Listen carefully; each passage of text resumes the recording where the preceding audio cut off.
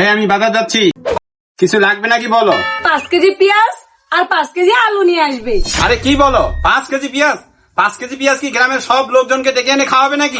গোটা গ্রামকে লাগবে না, 5 কেজি পেঁয়াজ তুমি একাই খাও। ভাতের সাথে পেঁয়াজ, পান্তার সাথে পেঁয়াজ, নাস্তার সাথে পেঁয়াজ, রুটির সাথে পেঁয়াজ।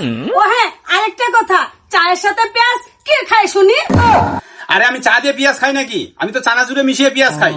আরে বাবা, বিষয়টা তো ওই একই হলো, তুমি তো চায়ের সাথেই পেঁয়াজ খাও। ঠিক আছে বাবা, ঠিক আছে, বলো এখন আর কি লাগবে? তেমন কিছু লাগবে না, আসার সময় 2 লিটার সয়াবিন তেল নিয়ে আসবে। কি বলো, 2 লিটার সয়াবিন তেল? আরে পরশুদিন তো সয়াবিন তেল 2 লিটার নিয়ে আসলাম, আজকেই শেষ হয়ে গেল। মনে থাকে না নাকি কালকে যতগুলো মাছ নিয়ে আসছিলে সেগুলো মাছ ভাজতে কি তেল লাগেনি? তাই বলে তুমি 2 লিটার তেল 2 দিনে শেষ করে ফেলবে? আর এভাবে চললে তো আমরা কিছুদিনের মধ্যেই ভিখারি হয়ে যাব। আচ্ছা, আমরা কবে বড় লোক ছিলাম?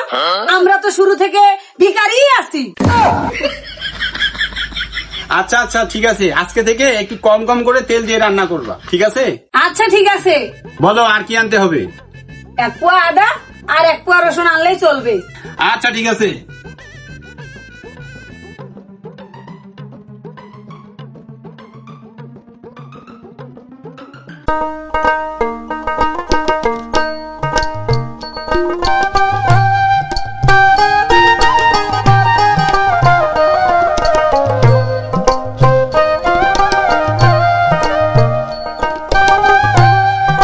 এই নিয়ে আমি বাজার নিয়ে আসছি।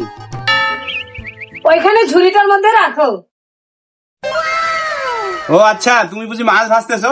শোনো, আমার জন্য একটু বেশি করে তেল আর একটু বেশি করে পেঁয়াজ দিয়ে সুন্দর করে রান্না করিও তো। প্লিজ আমাকে ক্ষমা করে দাও, প্লিজ প্লিজ আমাকে। হারামজাদা, বেশি করে তেল আর বেশি করে পেঁয়াজ দিয়ে